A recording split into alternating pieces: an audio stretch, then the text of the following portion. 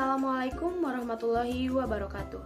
Nama saya Erlita Nurlianti, NPM 213522124 dari kelas A3 Ilmu Administrasi Negara semester 1. Di sini saya akan menyelesaikan tugas asas-asas akuntansi. Perusahaan dagang adalah perusahaan yang kegiatan utamanya adalah membeli, menyimpan, dan menjual kelebihan barang tanpa memberi nilai lebih atau merubah bentuk.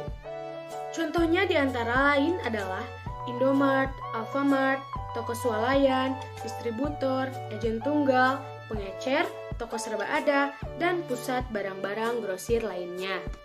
Yang kedua, ada perusahaan jasa. Perusahaan jasa merupakan perusahaan yang kegiatan utamanya adalah menjual dan menawarkan produk dalam bentuk pelayanan atau jasa. Saya akan memberikan contoh di bidang transportasi, infrastruktur, utilitas, misalnya Garuda Indonesia Tbk, Indosat Tbk, dan lain-lain. Dan yang bergerak di bidang keuangan, misalnya Bank Sentral Asia Tbk, Mandiri Tbk, Danamon Tbk, BRI Tbk, dan lain-lain. Ketiga, perusahaan manufaktur.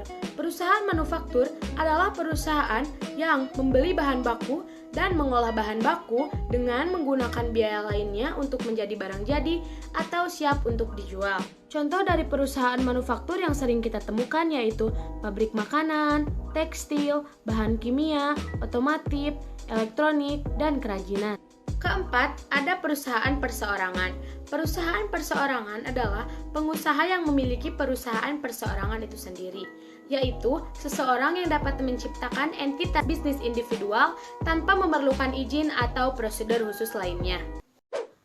Contohnya, yaitu usaha perdagangan perseorangan seperti usaha warung makanan, warung sembako, warung cemilan, dan ada juga industri kecil perseorangan seperti kerajinan tangan memproduksi keramik, anyaman, mebel, suvenir, dan lain. Selanjutnya ada firma.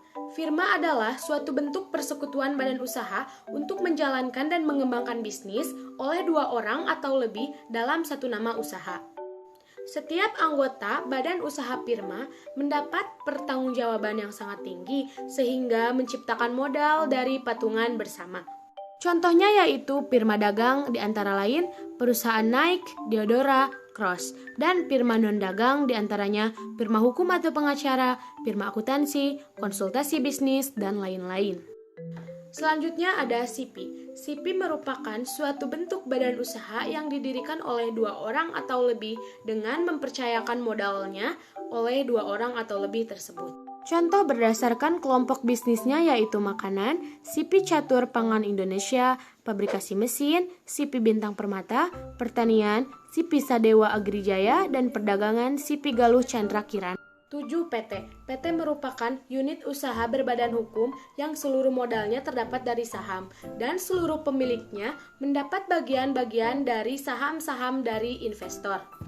Contohnya yaitu PT PDAM, Perusahaan Daerah Air Minum, PT Pertamina, PT Jarum, PT Gudang Garam, dan PT Indofood Surya Makmur. 8 adalah perusahaan daerah.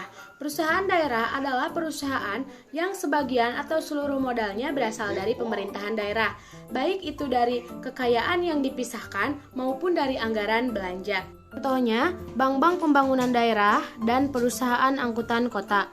Peru memiliki sifat sama seperti perusahaan jawatan atau perjan dan sisanya seperti badan usaha perseroan atau persero. Contohnya yaitu Perum Asabri yang kini menjadi PT Asabri dan Perum Telekomunikasi yang kini menjadi PT Telkom Indonesia Tbk. Sekian presentasi yang bisa saya sampaikan. Mohon maaf bila banyak kesalahan. Terima kasih. Wabillahi taufiq wal hidayah. Wassalamualaikum warahmatullahi wabarakatuh.